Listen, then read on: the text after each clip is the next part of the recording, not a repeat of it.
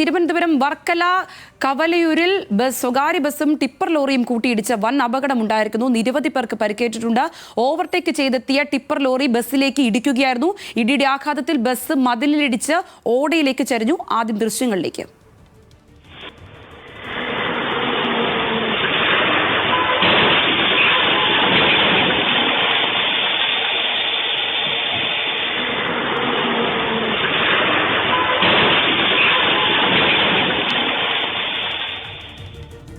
Hans John ഉണ്ട് തിരുവനന്തപുരത്ത് നിന്ന് വിശദാംശങ്ങളുമായി. ഹാൻസ്, ഈ അപകടം എപ്പോഴായിരുന്നു? പരിക്കേറ്റവരുടെ നില എത്തരത്തിലാണ്? സംഗീത, ഇന്ന് രാവിലെ 11:30 തിരുവനന്തപുരം വർക്കല കവലയൂർ പള്ളിക്ക് സമീപമാണ് ഈ അപകടമുണ്ടാകുന്നത്.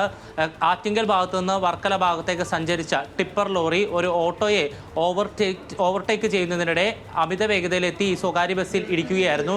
ഇടിയുടെ ആഘാതത്തിൽ ബസ് സമീപത്തെ വീടിൻ്റെ മതിലിടിച്ച് ഓടയിലേക്ക് ചരിഞ്ഞു. ബസ്സിൽ ആ സമയത്ത് 30ഓളം പേരാണ് ഉണ്ടായിരുന്നത്. അതിൽ 7ഓളം പേർക്ക് പരിക്കേറ്റു. ഒപ്പം ടിപ്പർ ലോറി ഡ്രൈവർക്കും പരിക്കേറ്റിട്ടുണ്ട്. ഇവരെല്ലാവരെയും വർക്കല താലൂക്ക് ആശുപത്രിയിലും പാരിപ്പള്ളി മെഡിക്കൽ കോളേജ് ആശുപത്രിയിലേക്കും മാറ്റിയിട്ടുണ്ട്.